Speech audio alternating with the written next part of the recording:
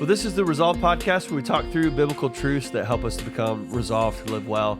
My name's Logan. I'm hosting you today, and we've got somebody different for you today. It's not Josh. Here's my dear friend, Maddie. She is here to have a great conversation with us today about mental health, specifically kind of in our adolescence age. But I think there's going to be some key conversations for anybody who's struggling through mental health. And if you're a parent of a teenager, this is going to be extremely relevant for you. So I would encourage you to listen in. So Maddie, thanks for being here today. Yeah, thanks for having me. Yeah, I appreciate it. So tell us a little bit about yourself, what it inspired you to kind of do what inspires you about mental health? And you have an LPC, right? And Sure. so Yeah. talk to us about all those different things. Yeah, so I wear a couple of different hats. Here at the church, I am one of our student ministers. And so that means I get to work with the middle school and high school kind of next generation. So I get to go on fun things like student conferences, where here recently we went to DNOW with a bunch of our students. And I got the opportunity to use a little bit of my other hat, which is as an LPC associate, where I got to share a bit about my counseling knowledge, mental health background, that sort of thing, and chat with some of the students there about mental health and how it's relevant to them, how it relates to them, that sort of thing. And so as part of this podcast, I'm going to be sharing some of the content that I shared at that DNOW conference. And so, I mean, you might be wondering how I kind of back all of this, right? And it's because I'm an LPC associate in the state of Texas, which means a licensed professional counseling associate. I'm supervised by Casey Flanagan. And as we kind of dive into some of this content, I think it's important to give this caveat. I gave the same caveat at the conference that I am a counselor, but I'm not your counselor. Right. You're probably glad you're not my counselor. And Right. I mean, everything that we're going to talk about, right, it comes from my counseling perspective, but it's really just to inform, bring awareness, but it's not to instruct or direct anyone about how to handle their own mental health. Yeah, that's great. Well, and as we talk about mental health for adolescents, that's such a hot topic. It is. That I don't know many teenagers who don't deal with some sort of Sure. just their brains are growing like crazy, and there's all sorts of adolescence is tough. Yeah. There's all sorts of stuff to go through. It's a tough time. So talk to me a little bit about how your experience as a student minister influences your counseling perspective and your approach. Yeah. Well, I mean, it's an honor to get truly a front row seat to the life and struggles of a select group of middle school and high schoolers, right, in our student ministry. But if nothing else, I think it's increased my compassion for the next generation, right, for these teens that are growing up living in a totally different age than what even I grew up in, and what many of us can maybe struggle to connect with, right? Is that they're growing up as digital natives on a global platform. And by that, I mean that they have never known a time whenever technology was not at their fingertips. Many of us who are a little bit older can remember a time whenever we didn't have cell phones, we didn't have Right. smartphones, but they grew up always having that, right? They're the first generation to ever go through that.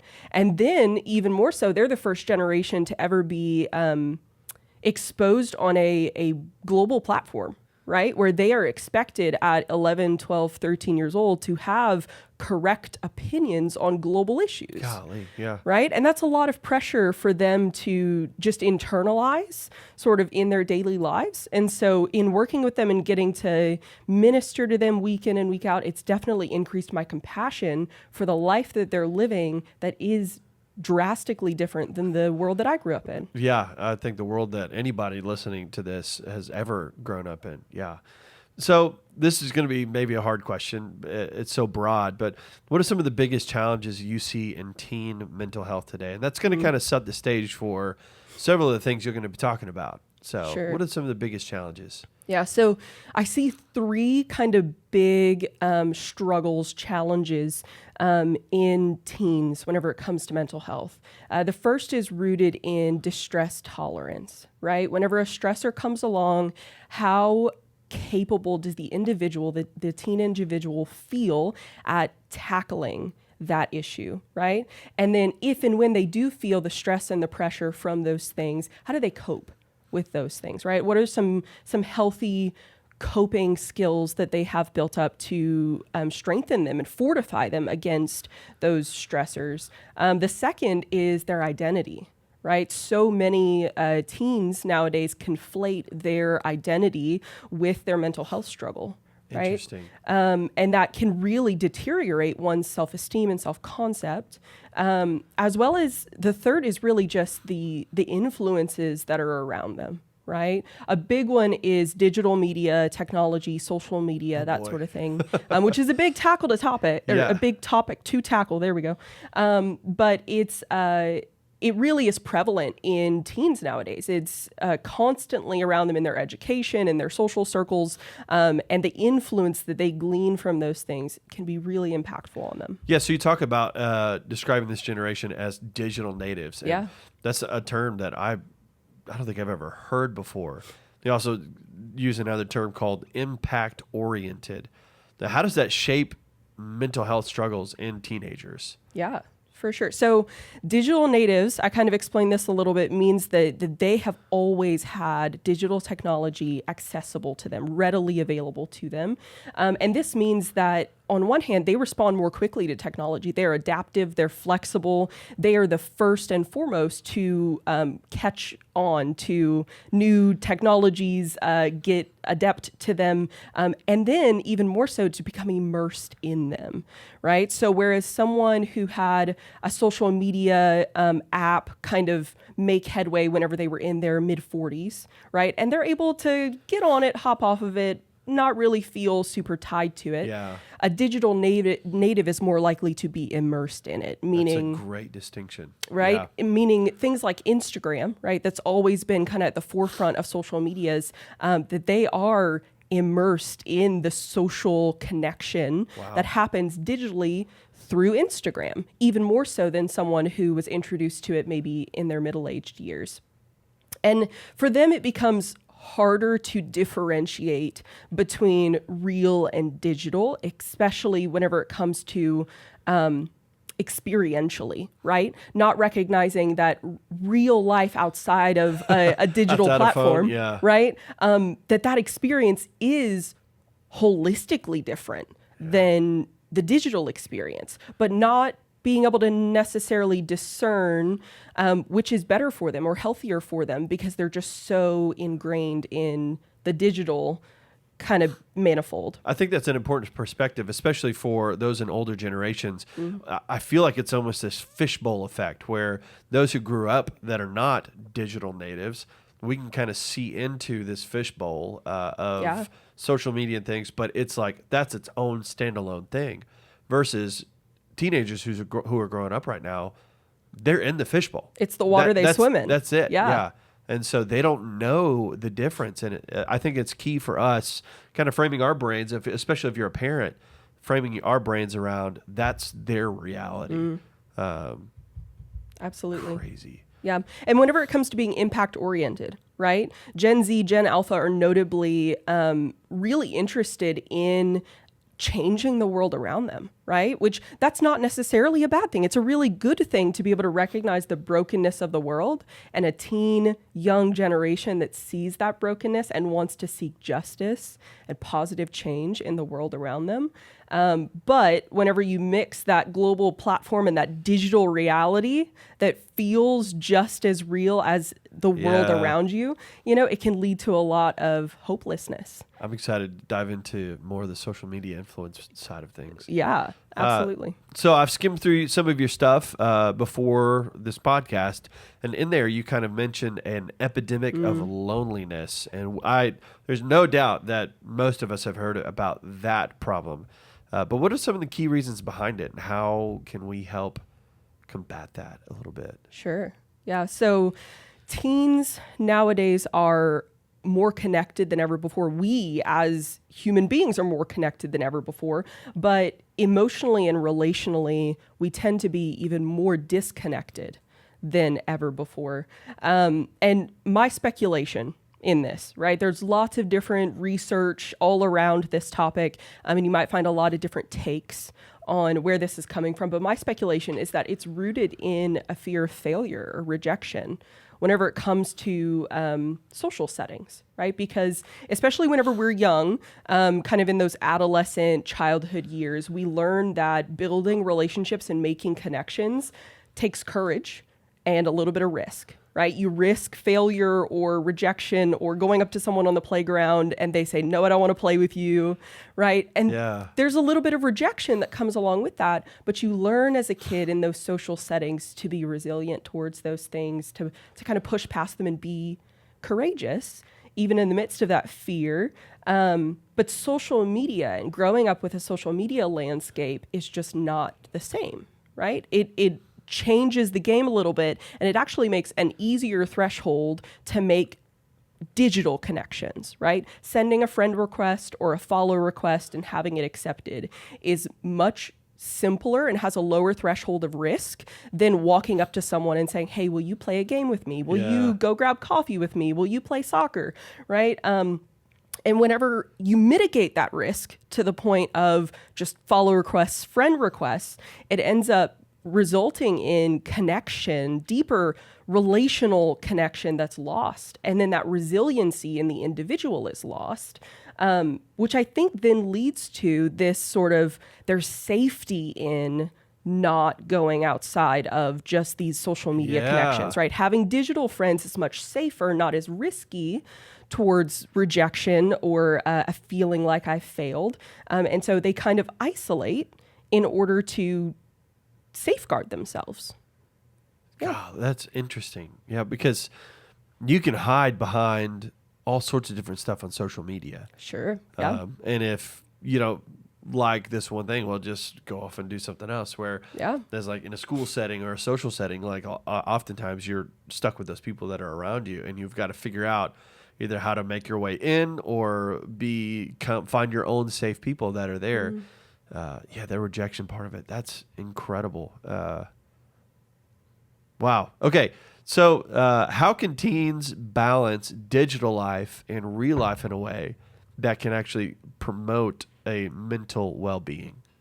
Yeah. So one of my first things, it seems really nuanced, but it's legitimate, I promise, is to get familiar with who we are when we disconnect from technology, right? When we don't have the crutch of picking up our phones, checking our texts, scrolling on TikTok or whatnot, whenever we don't have the crutch of technology, getting familiar with who we are, right? So that requires actually getting off technology, right? It does, right? Which seems just like, simple fix, right? Put down the cell phone and actually be present. But knowing the parents that I know that have teenagers, that is not. It's easier said than done. Yeah, that's not an easy task. Put it into action. And then whenever you do, right, take that step to say, okay, I'm going to put away my phone for this amount of time. And then to recognize how that prolonged exposure to social media was making you feel and how you feel when you're rid of it. One of the things I love about how you do student ministry is when you go somewhere, you intentionally put all the devices away. We do. And the kids revolt a little at that. Bit. Yeah. And honestly, parents revolt at that sometimes. So I need to be able to reach my kid. I need to be able to talk. Oh, and I get that, right? And y'all put plenty of safety measures in place that if something happens, obviously. But I love that y'all do it, because every time the kids come back from those things, it is so much more enriching because they turn off their phone. Yeah. And they're so much more present. Yeah. Yeah. And I love that you say we do put safeguards in place, right, whenever we take these kids on trips. But I would also maybe argue that allowing the kids a reprieve from their cell phones is also a safety measure, because we're allowing them to disconnect and to be present with the people around them, to be present before the Lord, right? And that in and of itself is us trying to safeguard these kids just as much as it is us being the point of contacts, right? For parents at home needing that point of connection for their kiddo. Yeah, so as you talk about find out who you are outside of your phone, you're putting these students in a place that they find out not only who they are, but who God is Yeah. outside of that phone. Yeah. And they're finding their identity in who God is in this kind of special time, the special week.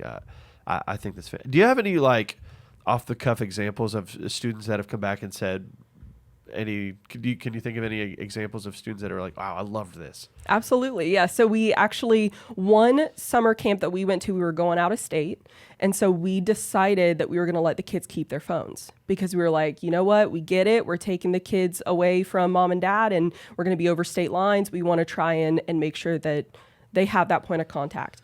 And about 2 days in, I had my whole cabin of high school girls kind of come together and say, you know what? We actually don't want our phones. No way. We're realizing that like we'd rather just spend time with the people around us. We'd rather just not have to worry about that. So I had a couple of the girls say, can I text my mom and tell her I'm going to give you my phone. I'm going to turn it off. And like Maddie's just going to keep my phone for the week. So if she needs anything, she can talk to you, but I don't want it. That's beautiful. Right. And it only took a day or two for them to say, you know what? Like I'd rather be here and be disconnected than be distracted and really tied up in the whole social media frenzy of even just having your phone in your hand, you know? That's cool.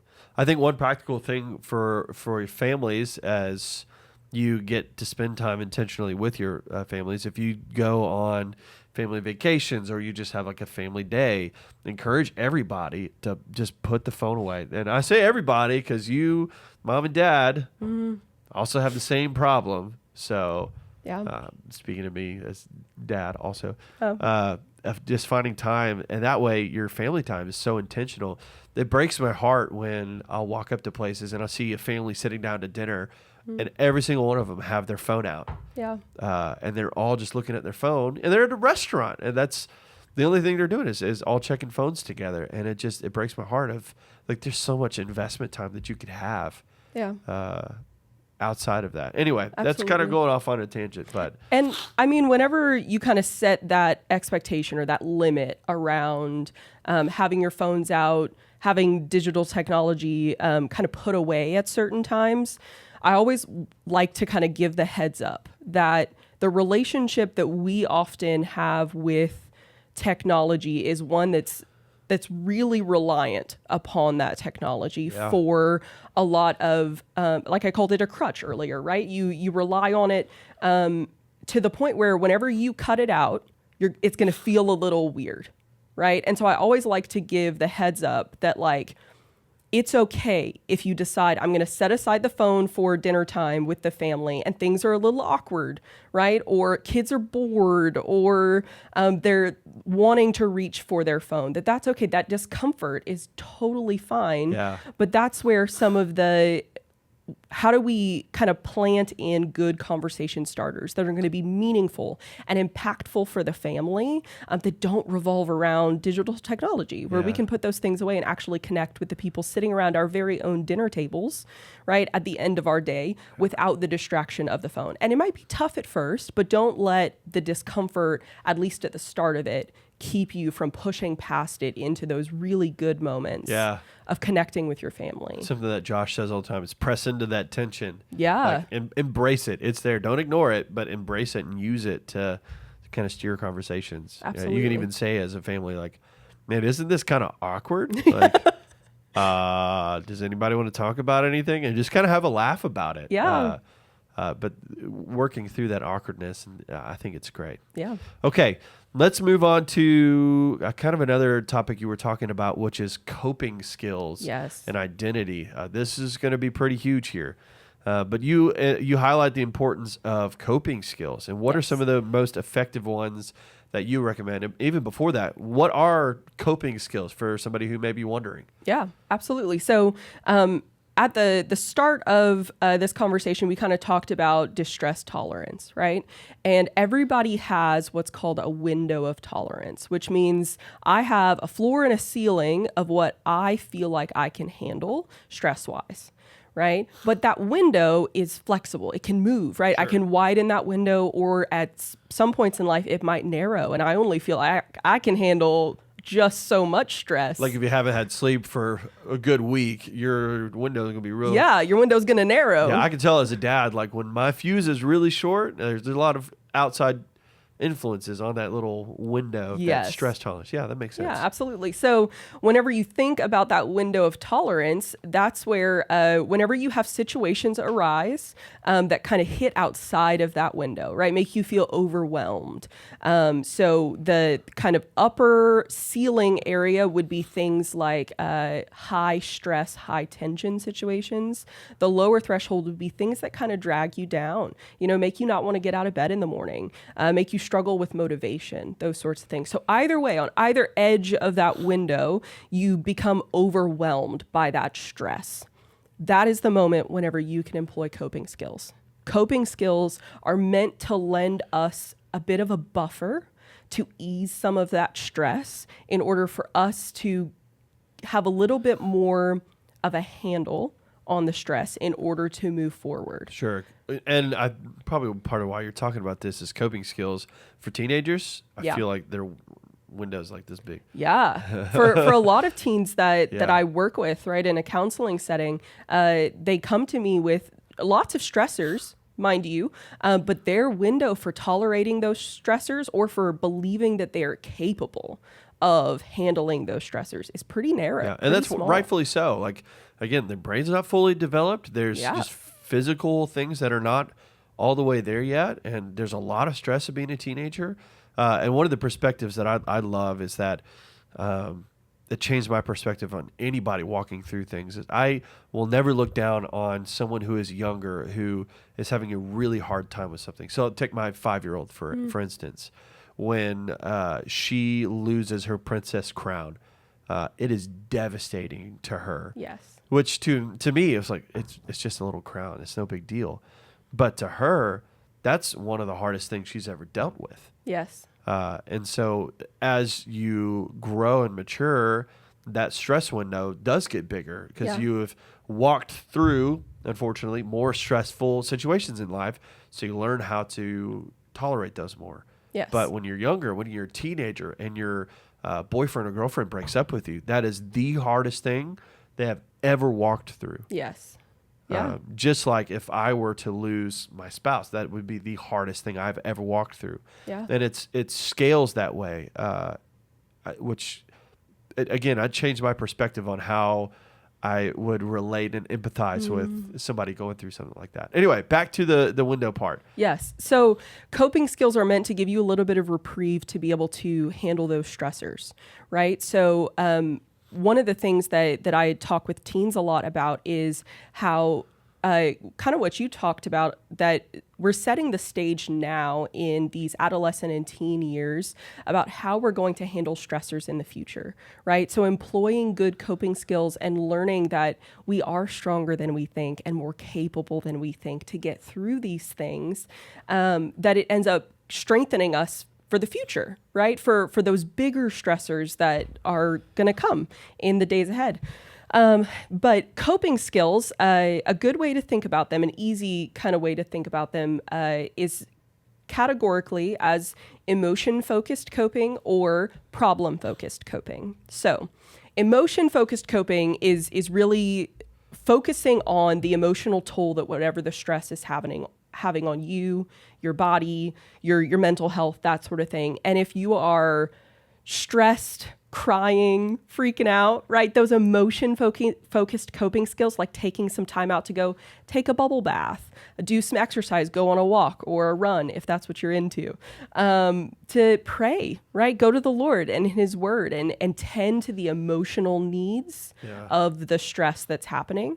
The problem-focused coping skills are a little bit more practical, right? In the fact that if there is an actionable item that you can do in order to help prepare you to tackle that stress, do it, right? That's your coping skill, is recognizing if I need to put together a to-do list, right? To manage all the things that are on my plate. If I need to set aside some time, a 30-minute window where I am specifically dedicating my attention to this task. If I need to reach out and ask for some practical support from a friend, right? Those are all problem-focused coping skills where you attend to the stress by practically doing something. Yeah, that makes sense. It's either attacking the problem or retreating from the problem so that you can regroup. Yes. That's how my mind just kind of translated it. Yeah, absolutely. And that in and of itself, right, is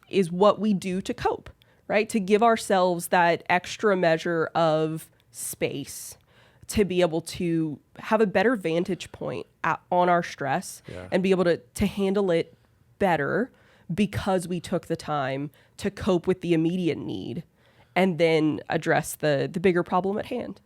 So some might argue that their coping skills, like if you have a teenage boy, their coping skill would be to go play video games. Or for a teenage girl, might be the cope is to just mindlessly scroll through social media. Are those good and helpful coping skills? Lob the softball up. Yeah. So those are what we would call distraction coping skills, right? The emotion and problem focused are really just two big categories of lots of different kinds of coping. And then there's also the categories of healthy and unhealthy coping, right? Video games, doom scrolling on social media kind of fall into this distraction category.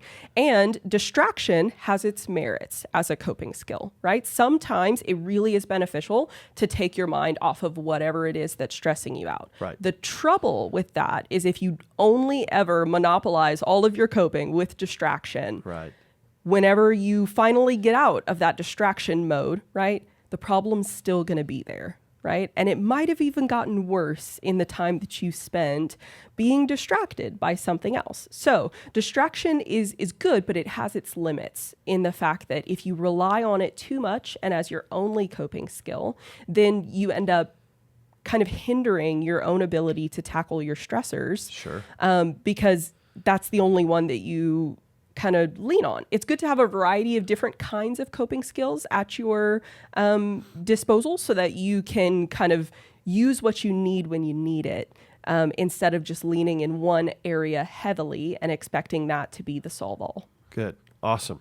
Let's talk through identity a little bit as we've talked through coping skills, and I feel like identity is kind of tied to it. Absolutely. But you mentioned identity is tied to things like social media for teenagers, academics, or opinions of other people. How can teenagers shift to a healthier sense of self-worth? Yeah. So this one is an easy one if you are a believer in Christ, right? If you have your identity in Christ, this one is a softball, like you said. One thing that I use as an illustration is 3 different scriptures. The first one being Genesis 1:27, which attributes our value, right? That we were created by God in his own image. And so we bear the design of our maker, right? That gives us innate value.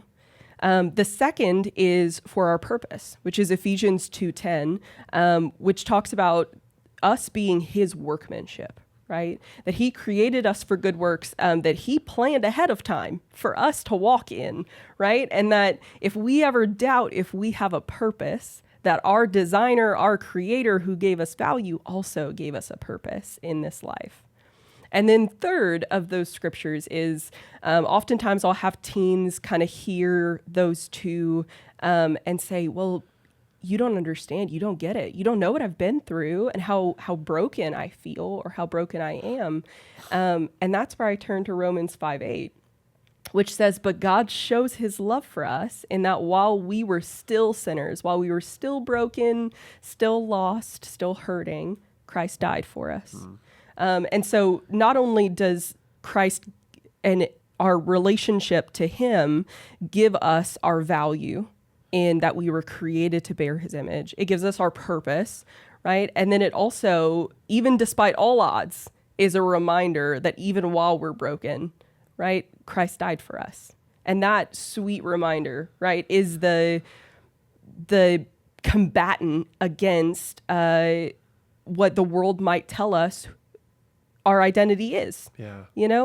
But the truth is that our identity is in Christ and Christ alone. Yeah, I feel like identity is a tough subject for adolescents. Yeah, absolutely. Yeah.